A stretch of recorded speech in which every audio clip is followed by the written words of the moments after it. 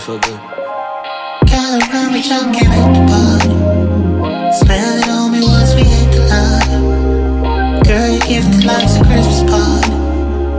Hurry up, don't wanna miss the party. It may never feel like this again, anytime. Keep it honest, you gon' get it real, real, real. We be fine, the shit can get retarded. I'd like to welcome you to the world's motherfucking greatest podcast in the world. All right, we're back again. You know, you love to see these beautiful faces on the camera. You know it. And you know, you love to see them because we are the best interviewers out here. But with that said, we got another dope artist who is perfect for the times we are in. Crazy times. I don't know if y'all know. For sure. The presidency. It's crazy times, y'all. And we have a good man in here, Mr. Crown. Can I call you Mr. Crown? Just call me Crown. All right, let's go by the name of Crown. Make some noise for Crown. What's happening? Like I said, it's crazy times out here.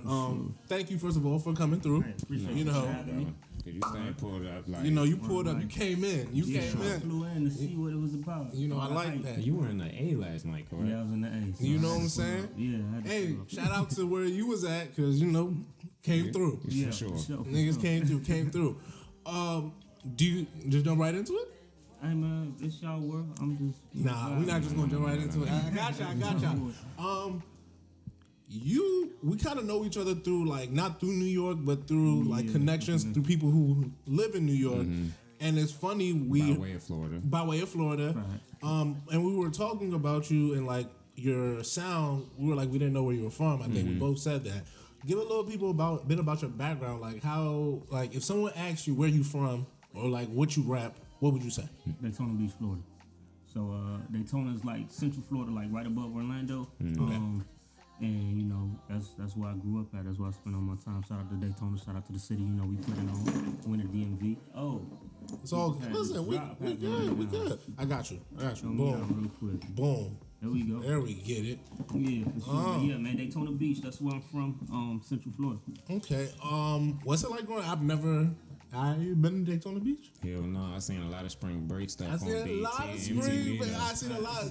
Shout out to y'all. That was a great youth entertainment. Great TV youth. Hip us, because we weren't there for real, but you lived there. So what was growing up in Daytona like? So man, growing up in Daytona, it's like we got a beach for one. You know that. You know what I'm saying? It's called Daytona Beach. So we it's a lot of culture, man. So like it's a couple things in Daytona that's really special, man. It's the home of Bethune-Cookman. And Mary McLeod Shout out Bethune. So if you know HBCUs. anything about, you know, the HBCUs and Mary McLeod Bethune's like history, that's one of the first. The other thing is like we were like really big into the spring break culture, right? So growing up, man, it was like anybody could be in the city anytime between like March and April. Like with 50 was hanging off the banisters, that's Spring Bling, that's Daytona, that's on the beach side, you know what I'm saying? Eminem band from the city, like anybody everybody is there, you know what I'm saying? That's so like I tell people, like it's two places in the South you had to go do in the 90s.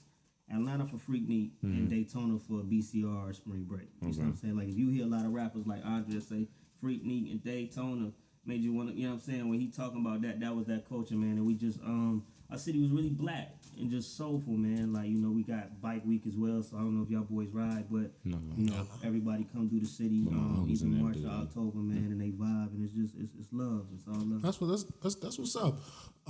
Transitioning into how maybe you got into rap. How did you like first start rapping? First off, before we get into that, are you a poet by nature? Poet by nature, like what you mean by nature? Like, cause we all right. One of like some of the songs on the jump, like it doesn't feel like you're rapping. It's more so spoken word. I got you. So that's why I asked, like, did you start being a poet? Were you a poet before you started rapping? Nah, actually, man, to be honest with you, I started rapping really, really young, man. The thing that made me pick up the pen was House Party. Oh, wow. Like the movie? The movie. Kid and Play. Kid and Play. Yeah, me You and know House Party 2 is my favorite movie. Why does everybody keep saying Like, that? House Party 2 is dead. Like, I went through a stretch when I was like 15 through like 14 through like 17, and I watched House Party 2, Brown Sugar, and The Wood. Like these movies, like on repeat. Like that's wild. So it's I my got shit. people who tell me 3. My favorite is 1. When I was a child, me and my god sister would watch like 3 movies. It was House Party, Bebe's Kids, and Friday. Okay. That was our film, Called right? classics. Classics, right? For sure. So, the thing was like, House Party, there's a scene in the beginning. I would just practice the battles. I love the battles, so I would be in the living room just going crazy, battling myself, trying to be on the TV. But there's a scene in the beginning of the movie where a kid is writing on the bed. I was like literally learning how to write in school, and I was just like, yo, I'm gonna get a 3-prong folder. It was 3-prong folder, sorry. It was orange. I put like 2 pieces of paper in there. I wrote probably like 2 lines, and I was like, this is it. This is what I do. This is what I do for life. And there's no ending from there. It's just been like that. That's what it is. That's what it was. That's lit. That's stupid dope. So when did you realize, all right, I'm going to take this? I don't want to say seriously because I'll be there if a 5-year-old says, you know, right. that's what I'm doing. Yeah. That's pretty serious. Serious kid. Yeah. For sure. But when did you realize, all right, this is something like maybe this is my passion. This is something I want to grow up and do. I want to take trips to come see people's podcasts and talk about my music. Yeah, man. I'm gonna be honest with you, man. I could say my professional pursuit started like in like high school, the end of high school. But I can genuinely say, man, since I was a kid, I was always inclined to music. Like early out, like we all probably Michael Jackson babies as kids. You know, he's like the biggest thing in the world when I'm a child. More so of a Prince guy, but I feel it. No, facts. Prince, all of these guys, and just like the Biggie Pop. Like I always tell people, man, like your childhood kind of shapes your musical identity. Like one of the first videos I remember really seeing is like the Gin and Juice video. Or stuff like that. So it's always been in me, man. And I knew young, I'm not gonna cap, like I really knew young, I was like, yo, this is what I want to do. Now did I know it was gonna be such a crazy ride? Nah, but I stuck with it, and it was a hobby at first, but then I just kept going at it, you know what I'm saying? All right. It grew, For me, so when you say it's a hobby and it grew, when do you start linking? Because you told me something earlier that I thought was interesting. You said, I linked with my man from school when we was in college. He was doing entertainment law. I was doing my rapping thing. I said, we gonna meet each other. We gonna link back up, and it happened. So like, it's growing as a hobby. When do you like transition to like, man, I'm trying to get paid now? Okay, yeah. So that's kind of where Shop Open comes in. In college, we all in college, it's all go get a degree, but then you make these friends throughout college. So my entire team most of them came from college, and my right hand man B, he came from middle school, right? So the thing was like I was already rapping in college, and I would just do mixtapes and talent shows and shit. And my boy, like I said, was my boy Jay Cray, Justin. He was like, Shout out Jay. Shout out Jay Cray. He was big into law and just everything swaggy. You feel what I'm saying? So I'm like, yo, I've always been business oriented because one of my favorite was Jay. I love Ho. So I'm like, you're not going to play me. We got to do this thing the right way, you know? Sure. So that kind of connected it. And then I think, I dropped out of school because it was like, we got to get paid. Okay. Like I went to my campus advisor. They was like, yo, you got an extra semester, man. You already probably owe like 40 racks. I was like, well, that's like 3 shows if I really pop off. So I'm like, yo, I like that energy. Right. That was the mentality. So I was like, yo, I'm out. And from there, the road didn't go as smooth as just like, everybody then you just jump out and you make it. Nah, we had to go put some work in, and then I think like after we developed our skills, I was just realizing like, yo, we was doing a lot of work and a lot of quality work. Sort of like what you guys are doing here, and it's like, yo, you gotta pay for this. You know what I'm saying? So Shop Open, and then that birthed the brand. Okay. Before we get to the Shop Open, before we get to the brand, before we get to the album, you say you had to put in a lot of work. Yeah. Talk to us about that. Explain to somebody or explain to me like what those early years in your career actually look like when you drop out of school and say, I'm about to go put in some work. Man, it's a lot of taking the stairs. So for me, like I'm a student first, right? So one of the things I did, like when I was in school right before I dropped, I was working on this tape called Leader of the Lost. And it was an old joint that I did, but it was like my homework for hip hop. Like so I took every classic album I could find from like 1985 to like the present time and studied all of them. And then I would pick a record off of each album and write a verse to an instrumental off of it. And made this whole tape, and I was just like trying to stretch my skills. And you know what I'm saying, like just really loving the craft of hip hop. This is in the like backpackers era, so you know it's Drake, it's Kendrick, it's Cole, it's Sean, it's Wale, all these cats is jumping off, and I'm like, yo, I gotta get sharp. But you know what I'm saying, the other side of it is like the other steps is open mics, you know, sitting in studio sessions, writing for people sometimes, you know what I'm saying, like meeting producers and just networking. Like this thing is a network. It ain't just, you know, you got skills. Like really the talent is like 5% of it. You know what I'm saying? So you gotta really get out here and get to know people, and that's what a lot of the early parts of it is. Coming from Daytona, it was a lot of moving around. In Miami, making connections. In Atlanta, making connections. In LA, making connections, and just kind of building, you know what I'm saying, my rapport around the nation. Okay. Yeah. So once you left Florida, where did you go to pursue your professional career? I went to the A. So, you know, in the South, like that's it. That's the Mecca. And this is like, I'm gonna tell you like this. I moved to Atlanta a week before 2 Chainz took off. So Like it's 2012? Yeah, like 2011. Like I'm literally talking to 2 Chainz. He had like an F350 and he was smoking the super long joints.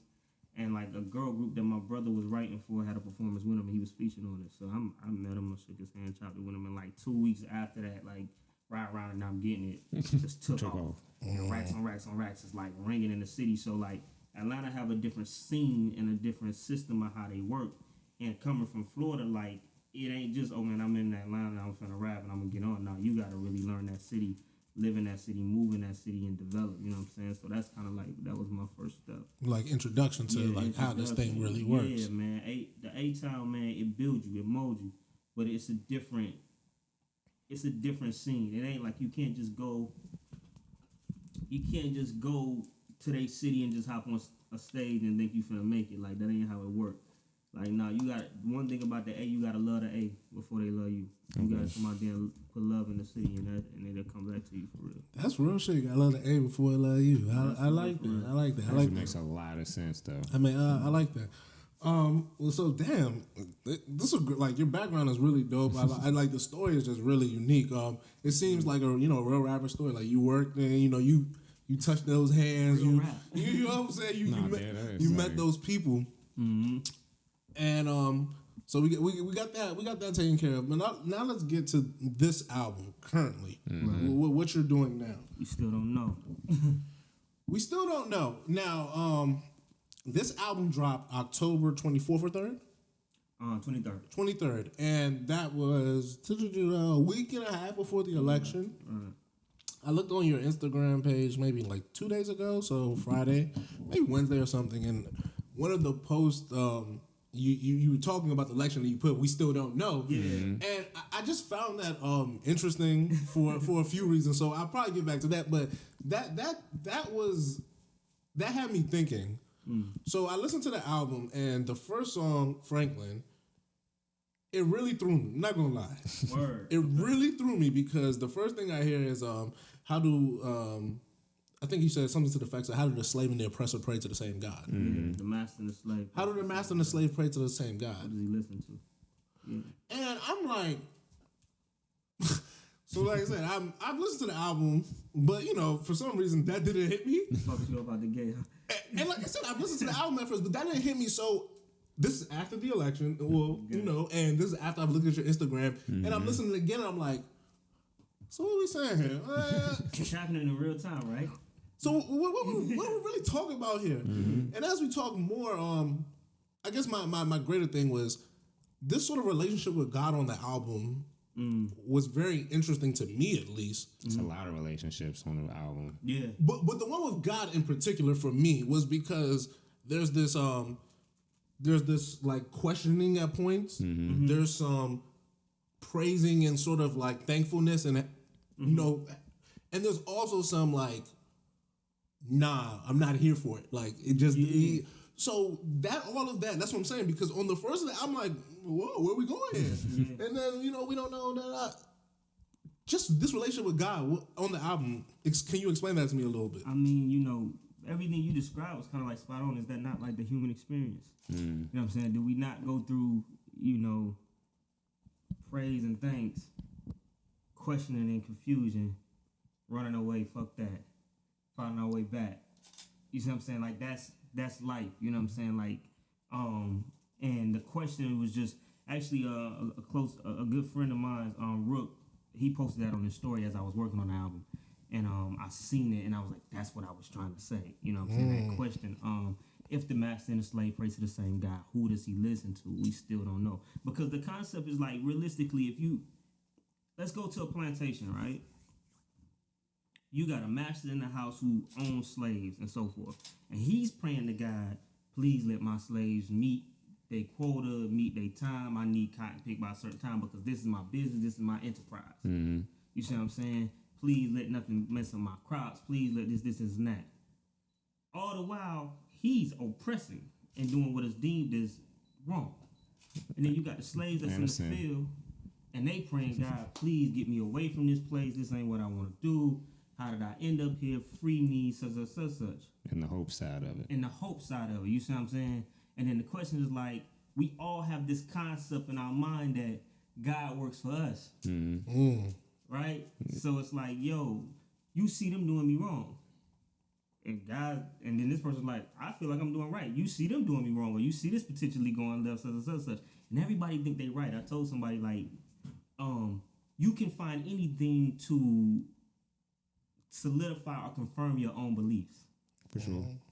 You believe something, you can go outside your door and you can find anything that's gonna confirm that. You see what I'm saying? And that's how we play God, like a little bit. You know what I'm saying? And God, really, a friend of mine answered the question when I first posted it, and she was like, "You don't listen to nobody. He just collects data. Wow. He just watches.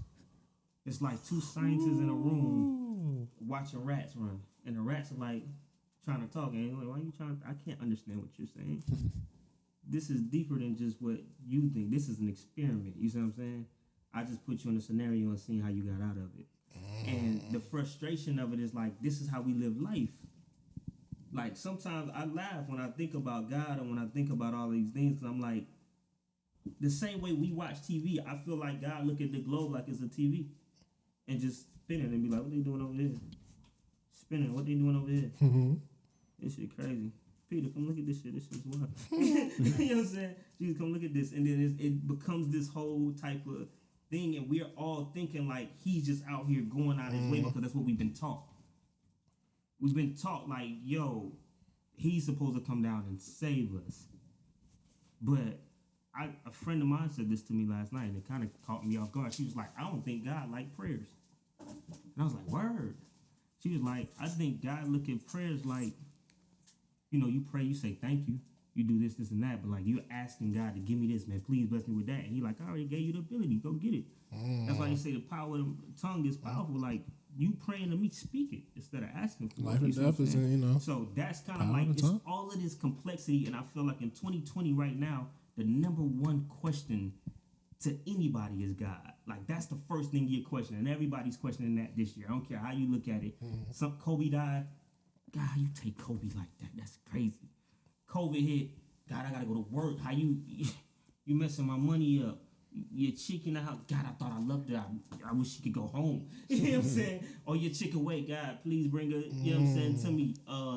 You know, everything that's happening is leading us all to look up and search for an answer. So I wanted to start the album with something that was gonna make you think out the rip, like just. Oh, you did that, buddy. You did that. Moving on to just you got anything for that one? That's a different conversation. That's a whole different thing. This is our brother. Say no more. So I'm gonna jump around though. So FTN. That's my shit. Yeah.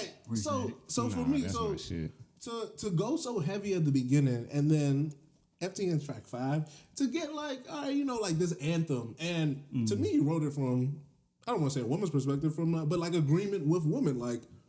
Well, actually, it depends on how you hit a record. Like, the hook is that, but if you hit a verse, right.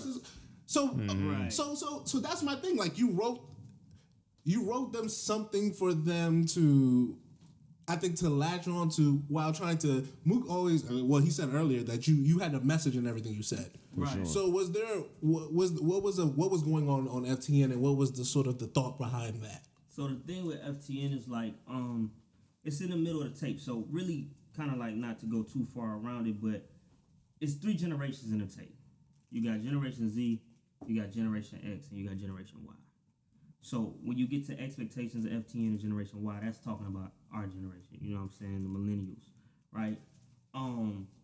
The theme around that is like, I feel like millennials are kind of like in a place where like, this is my sum of millennials.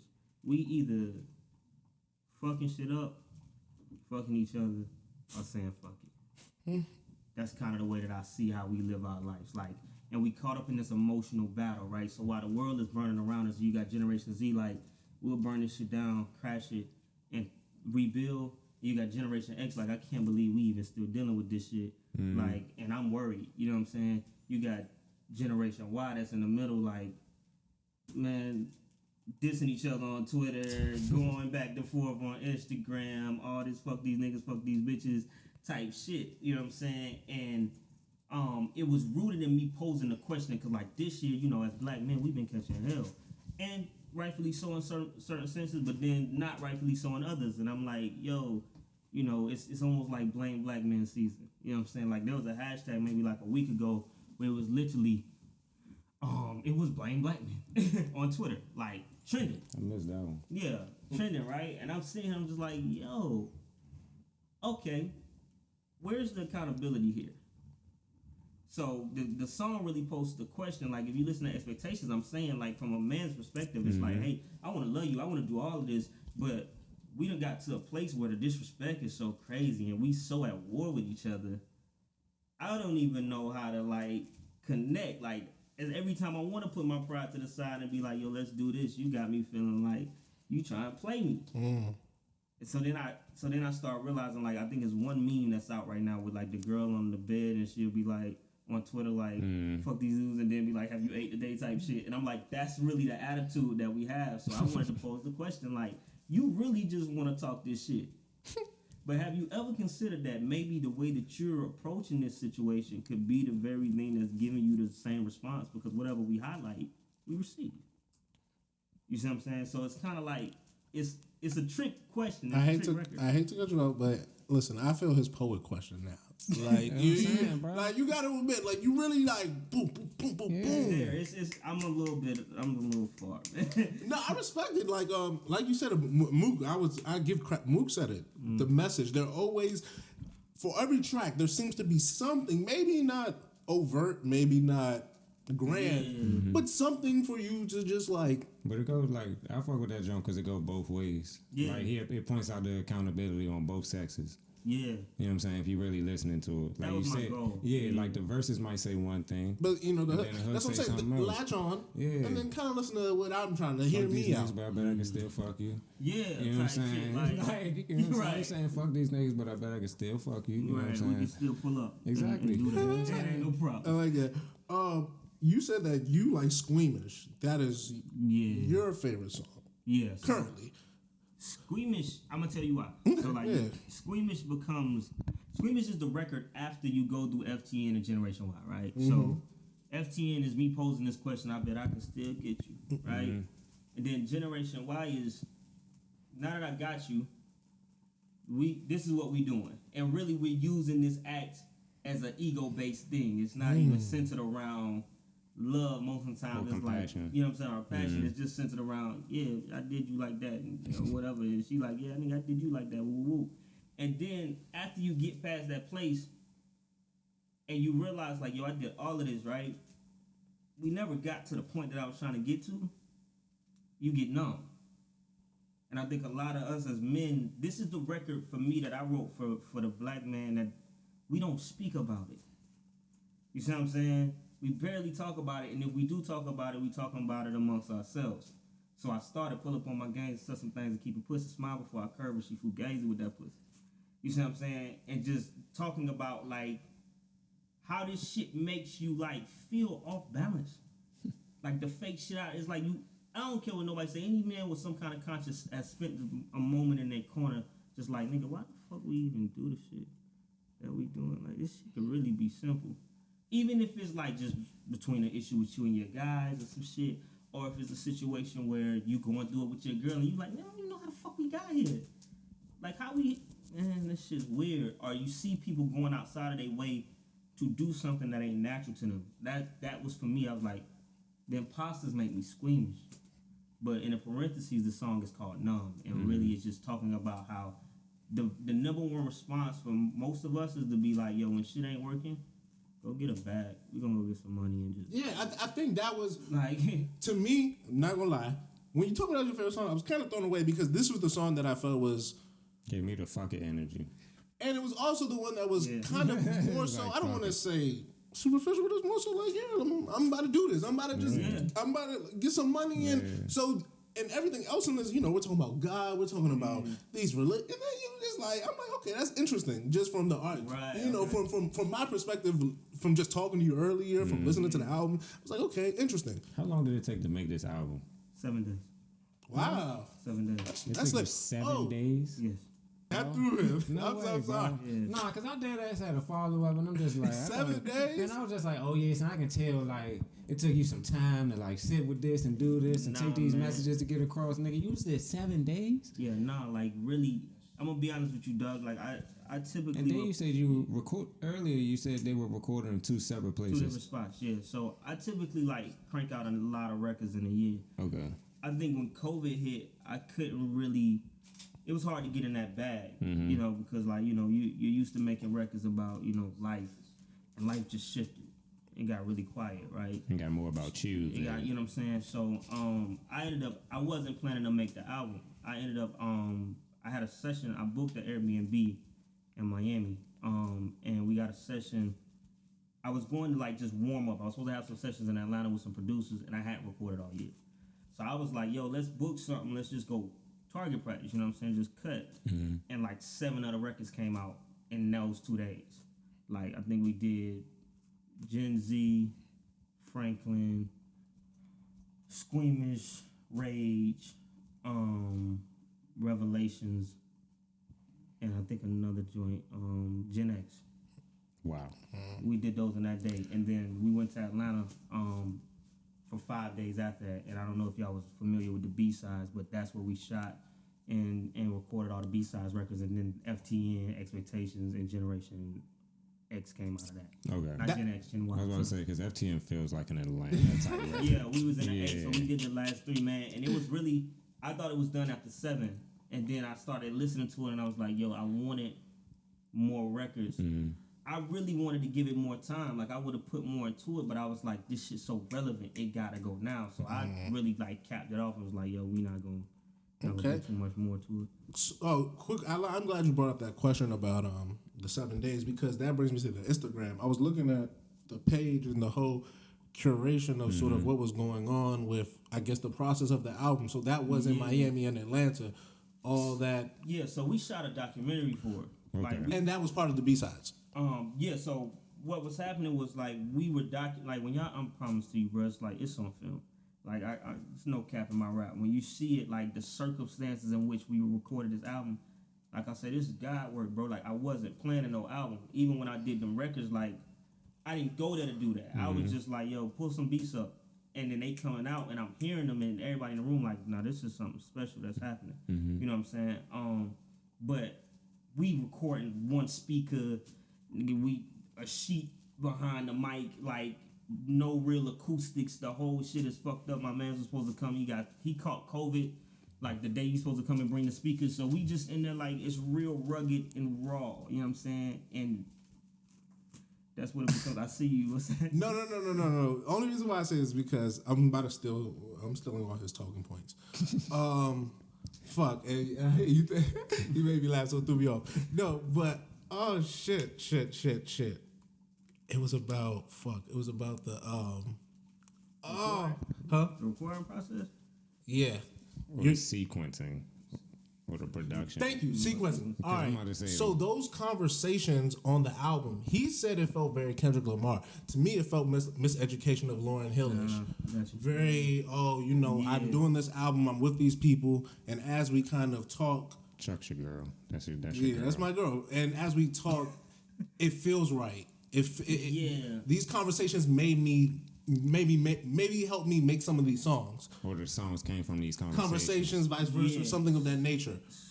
Give me some of that, because those things are great. Like, those little tidbits, like he talks about poetry. I thought it was more so like I said, then, Lauryn the Hill. way the skits playing into the songs and the song going back into the skit. I thought it was more Lauryn Hill conversationalist than poetry, but I could see where he was coming from. But for me, that's why I switched to spoken word, because they say poetry and spoken word two different things. So it's just like, what was about that? Well, so I was flying around the country throughout the whole COVID thing, like. You was sound crazy, right? Like this shit makes it sound so mythical. This shit is magical, but it really was some other shit. I'm flying around the country because I'm working. You know what I'm saying? I'm hitting city to city, and what's happening is I'm having these conversations everywhere. So I'm on a plane and people are like, "Yo, you know what you think about like Trump and what you think about what's happening in the world?" And then like the riots is happening, the George Floyd shit is happening. So I'm in Minneapolis while they rioting. wow. And then I'm going to like Tulsa, Oklahoma, and I'm going to Black Wall Street, like meeting people on the land. So what happened was after I started having so many conversations, I started asking people, "Can I record it?" They're like, "Yeah, you know, you can record it." And what I figured out was like everybody around the nation was having the same conversation, but nobody was having it on the surface. So I was like, "Yo." As I record, we recorded the records before we thought about the skits. And then as I'm recording the records and I'm realizing what we talking about, what we diving into, I was like, yo, I could leave it with just music, but it's not gonna tell the narrative. So I literally had to sift through like 5 hours of like just audio and find the perfect clips, right? To just try to narrate this thing and get it perfect, right? But then what's also happening is as we're recording the album, these records are starting 2-hour conversations. You see what I'm saying? Generation ZZ is like starting a whole debate in the house. Or FTN is definitely like instant debate. Anytime the women in the room is like, why you feel like this? Why you? It's like, it's so lit. You know what I'm saying? I got all the footage and it's like, what I started realizing was that the tape became a conversation piece. It made people talk. One of my homegirls, she was like, this shit feel like something I want to play spades while listening to and just be chopping it with niggas, you know what I'm saying? And I wanted to get that energy. That's more right with the Lauryn Hill thing, like, cause I thought about that as we kind of got towards the tail end of it, and I was like, you know, the miseducation was really dope, and how she approached it with the children. But I felt like it's been a long time since that was done. That's like 20 years, and I feel like for our generation, one key thing I'll say is this: like, we were called the lost generation, right? And for years, I was bothered by them calling the millennials the lost generation, because I'm like, what you mean we lost, bitch? We know what's going on. Like, you know what I'm saying? But what I realized as I got older was we weren't lost as in we're oblivious. We were lost in transition between normalcy and technology. Like, that gray area, we really kind of got skipped. I always tell people, like, if you really want to know what a dope is, talent and a culture, and where a lot of these kids try to pull from and the energy that they want, it's from the people that's born between like 88 and 93. It's like that little range, and we never really got our rightful place in society. It kind of almost skipped us. With technology, it went to our little brothers, our little sisters, or our older brothers got it. So when you see like somebody like Kendrick, they 34, 35, so forth, they 87 and up. And then when you see people like Thug and the rest of them, they 93 and below. You see what I'm saying? And our kind of story got skipped. So my thing was like, I wanted us to tell our story from our perspective on this tape. You see what I'm saying? Like, hear it from the mud. Like, hear it really from the mud. Like, hear it from the niggas that's dealing with it. The women who's saying on FTN, you know, as soon as I say fuck these niggas, everybody turn up. But if I say we need to deal with ourselves, everybody goes silent. I thought that was so dope to hear a woman say that. And we literally are recording Generation X in the house. We on the back porch smoking. And this whole debate is just going on. I'm just sitting in the corner like phone on, like, yeah, y'all just everybody just say what you feeling. And, you know, that's kind of how it came about. Nah, Matt, that was very interesting. I thought, I normally don't get miseducation vibes on a lot of things, but I definitely felt that. And I was like, wow, this is definitely unique in a very unique sense. For me, my favorite song, At the Party. Oh, no, before I get to At the Party, Rage. I'm glad you explained the album to me, because now this makes more sense. Rage going into At the Party is a perfect transition and makes a hell of a lot more sense. But for me, why I'm not part of Gen What's that? Z? Z, yeah, I'm that's not the new generation. I'm not part of Gen Z. And I get it. Like I see the whole fuck it. I see them. They're the that people too, who fucking at like 15, they fucking like buy Trump campaign tickets and like there's nobody shows up like and fuck up numbers. Like they do anything to just do anything. But for me personally, I don't get why they're so angry. I just really don't get it. It's like I see it, but it's just like I get it. Yeah, not really. Maybe I'm just I old think fuck. it's just youth. You know what I'm saying? Same youth. I think you just. All right, so what fucked me up one time? I'll tell you a crazy story. Chick I'm talking to, she's like 20, right? And I'm in the car just vibing. And I'm like, yo, I think I said rubber band, man. Wow, that's a Taliban. Nah, am I right? 45. I'm just vibing, right? She says to me, yo, is that your song? Wow. And I was like, the fuck? And at that point, I had to question myself, and I was like, wait a minute, what? She still wasn't old enough to hear And that then she song was from like, you. well, I was born 2000. I was like, you were born 2000. Yeah. That came in what, 03? Yeah. And I was like, damn, so you were in diapers when this shit was out, right? 04 maybe? 03. Yeah, 03 Right. for sure. 03. And I'm thinking to I'm more than myself, like, the whole time, I'm like, yo, this shit is crazy when you put it in perspective, like, She just learned how to walk. there's When that song came out. right. And you wouldn't think that that's crazy, right? And I'm like, yo, this was like a year or two ago, and I'm like, yo, there's a generation that has no recollection of anything other than technology and peace and vibes. So you have this group of these young cats who is like, nigga, y'all on some old shit. Facts. And not only is you on some old Okay, it shit, makes sense now. You're interrupting That's a my great way to new explain shit. it. Like, I don't even know what this shit is about.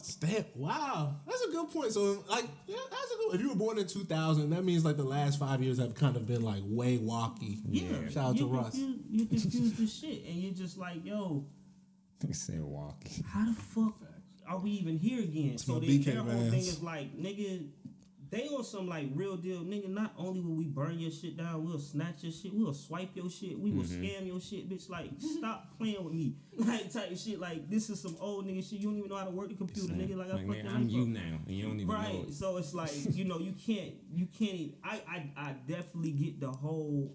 Now you made me get it. No, normally this doesn't happen. I won't lie to you. Normally I don't be like, but no, this makes a lot of sense now. Makes a lot of sense.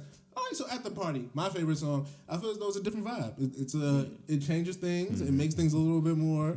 It changes things, Charles. I'm just saying on the It changes album. things, people. I'm just. So when you I'm listen just to it, just saying, get your on the shoulders album, ready, all right? it's like if you stay for the whole thing, because people do not always do that. Yeah. I think it's a great send off. It's a way to say, all right, listen, man. In this world of all this different type of music, I can still do that for you. I'm just saying. Kinda, yeah. I wanted to keep it in the narrative. So actually, At the Party was the first record we did, Wow. and that wasn't for the album. I did At the Party in March. I just, man, I lied to you not, man. This is Hazy Thoughts, and we was having a lot of those that night. We was high as fuck. And we was just Stay in the on booth. brand, people. Stay on brand. I heard no the huff. beat, and I don't consider myself no singer, man. I just play with melody. But that record that night just came out dope, and I put it on Instagram like instantly. It was like maybe March like 15th or something. I was like, yo, should I drop it or not? Because everything prior to that for me is rap. Okay. They went crazy in the comments like, yo, what's this? Drop it. And I'm like, all right. So it came out so dope, we just put it out. But it kind of fell into the narrative of the album, kind of playing off what you was asking about Rage. So like after you go do all that emotional shit, right? You go do the FTN, all right, we're gonna fuck some for our ego. All right, man, I'm numb, I'm off that shit. You get into the last couple records of the tape, right? You get into Revelations, you get into Interconstant State of Rage, right? Mm-hmm. So after you've numbed yourself out, you burned yourself out, you tired, which we've all been through, right? Then the next step is you make this decision in your mind, like, dog, you know what? Something about this shit gotta change. Something about how I'm elevating or how I'm operating in life gotta change. We all do that, whether you do it at 21, 25 or something. You like, either I'm thugging with this shit for the rest of my life, or I gotta do something, man. I'm broke, I gotta get some money. I'm not broke, I'm good, but my life ain't together. I gotta do that. My emotions ain't together. I gotta do that, right? So You get to that place and you finally say, yo, man, fuck fighting all these demons. I leave them to deal with God, right? And it's no sooner than you say that, you go upstairs, you turn on your TV and Kobe died. No sooner than you say that, you turn on your TV and George Floyd get murked in the streets. No sooner than you say that, you get on your timeline and you find out this lady Breonna Taylor got killed in her sleep. And then instantly you go from like, I just surrendered to, yo, matter of fact, why the fuck do this shit keep happening, dog? Like, all my life, we been getting killed. All my mama life, we been getting killed. All her mama life, we been getting killed. All her mama life, we been getting killed. And you telling me that some shit that happened 400,000-500,000 years before I got here is the reason why we still dealing with this shit? Something ain't adding up. Something not making sense. Everything that you told me, I can understand this, but I can't understand that. Because, nigga, I don't even got a grudge to hold that goddamn long. And the story that you telling me in regards to God is forgiveness is key. So who lied? Somebody lied. And then that energy goes into rage. Because now you watching motherfuckers patronize you on the news. They looking at you, white people hitting your shit like, oh, he shouldn't have ran, or saying just crazy shit, Tommy Lauren and these motherfuckers just triggering shit. And then you realize, like, you've been watching this shit for months and years on end. Like, Trayvon Martin died 30 minutes away from my city. So we watched it kick off. And you just keep seeing this shit, and then rage hits. And I asked the question at that point in that record. The definitive question is, nigga, what you waiting for? Black man, what you waiting for? Black woman, what are you waiting? Like, how long are you gonna have this conversation about help me before you realize that you gotta help yourself? How long we gonna keep repeating the cycle of like hashtagging and shit for 2 days, and then we go back to like, it ain't nothing, we just chilling? Like, do you niggas actually want change? Greater Do you niggas want to be free? Like, you know what I'm saying? Question. Do you Like, niggas want to be free? is that the shit that you really want? You know, and then you get there, right? And We'll then never be after free. that, then you get into, you know what? After you done calmed down, you frustrated, you done cried, you done cussed, you done did all that shit, whatever you did. Either way it go, man, I move cool like storms in the winter, man. Soon as I let go, blessings, they fall all over a nigga, man. Like, you know what? This shit beyond me. I don't have the answer. I can't find the answer. I don't know who God listened to. I don't know if he listening to me or the master or nothing. But you know what? Nothing really changes. Everything really is kind of the same. So gather around, man. If you come to a shop open party, if you come to my house, if you come to anything, while we playing spades, while you hollering at your beer, while there's some music playing, whatever, this might be the conversation you have. Gather around, we chop game at the party. And that's how we ended it. You see what I'm saying? It's a solid way to end it. I'm not gonna lie. I told you, repeat. Solid project. That's, bro. I really liked it. I just think, like I said, for the times, like we really don't know. Like legitimately, we do not know.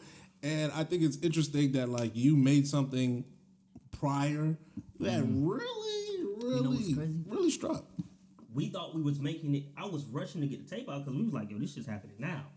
And everybody around me like, yo, this shit might not happen when it. And I'm like, nah, nigga, win, lose, or draw this election, shit's finna go up. And I'm like, this is gonna hit for a minute. But we thought it would only last to the end of this year. And then as we got close to rapping, I was like, I think this is something that can last a long time. It's something that I think at some point every person experiences this thought process, man. So Very dope album. I have nothing else. Mook, you got anything else? Nothing. Before we wrap up here, shop open. shop open. Let's talk about it. Yeah, man. Tell me about that CEO. Do you actually have a shop open? Yeah, Like a storefront? we have a website. Okay, that was an actual. ShopOpen.com. So yeah, Shop Open was like Let's see what you did. Yeah. that was player, right? Yeah, appreciate it. That's it. I'm a wordsmith. It was all bars. It was really, it was based off being broke, man. Like real shit. Like it was just like, yo, I'm snapping on verses, I'm doing all this shit, but you know the rap shit is the rap shit, man. It takes time, you know. And I'm just like, yo, somebody gotta pay for this shit. Like, with all due respect, like y'all, it's like this. Respectfully, it's like this, right? Y'all got this whole organization going on. You got your crew here, these your people. Y'all done put the lights out. Y'all done all this shit, right? It'd be fucked up if y'all knew somebody was doing this shit off their phone with none of this shit and they was getting a bag, right? And it's not even a good conversation. It's happening. Right? You see what I'm saying? So then at some point, you gotta ask yourself, like, nigga, the fuck is we doing wrong? Fuck that, shop open here. I need a bag for what we're doing. You know what I'm saying? And then it grew into, it was a mixtape that grew into some shirts. We ended up selling a lot of shirts, and what I realized is it was kind of bigger than me, and I wanted to highlight dope businesses. Like, I feel like the one thing about millennials is don't nobody want to work for nobody. And if COVID ain't taught you nothing, it's taught you, like, job security don't fucking exist. So you got to get out here and you got to own something, you know, and I want more than anything black people, specifically black men, to take their rightful place as far as owners. We develop every fucking thing. We create all of it, but we don't own it. We always sell it too soon. So, you know what I'm saying? It's just about entrepreneurship and understanding that, like, where we are economically, the barter system comes back into play. Teamwork come back into play. You can't do it like, you know, the one-man band shit is dead. You can't do all this shit. It's better to do this with your guys. Because at the end of the day, like... I said it last week. You did. It's better to do it with your guys because it's like, yo, what are you passionate about? Oh, I'm passionate about sound. What you passionate about? I'm passionate about cameras. What you passionate about? Lights. Okay, cool. I like to talk. Okay, cool. I like to listen to music. Boom. We got something. Everybody can break this bag down and we can eat. Let's figure it out. You know what I'm saying? And just kind of teamwork, freedom and opportunity. Freedom to do what you love, opportunity to monetize it. That's all we really want.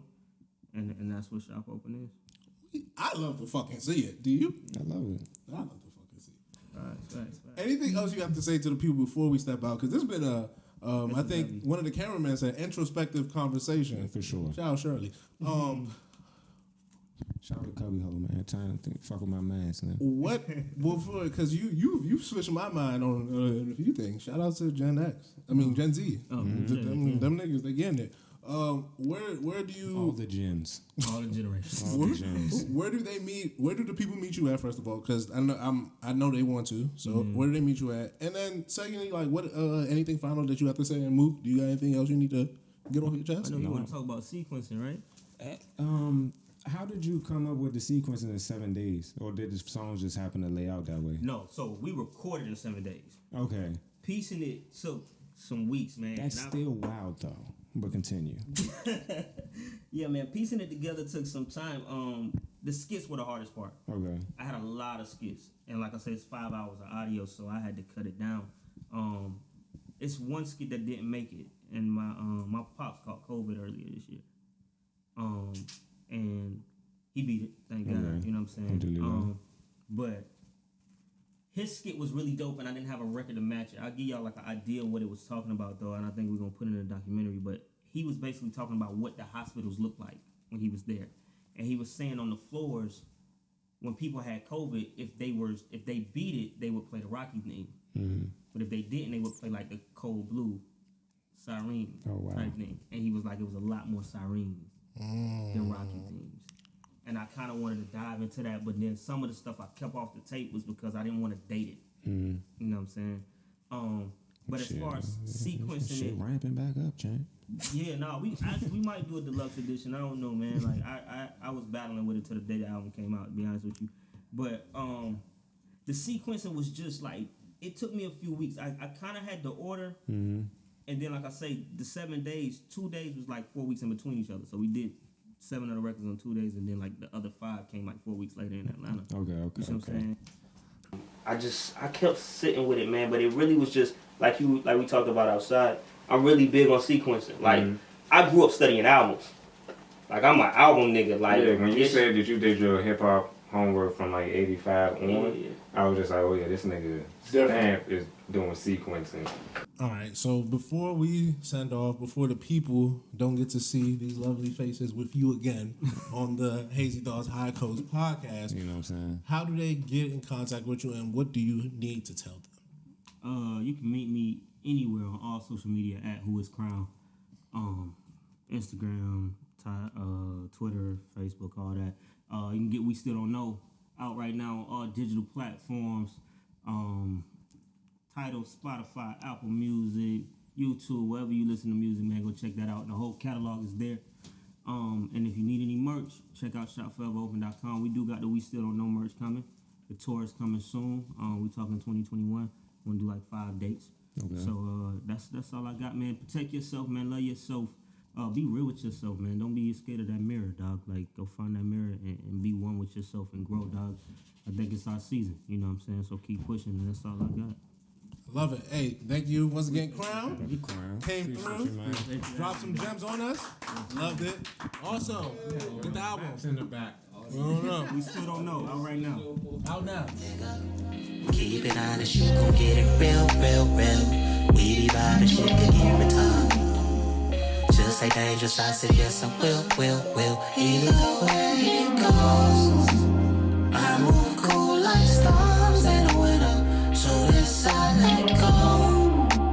Blessings they fall all over, nigga, I know I'm a winner.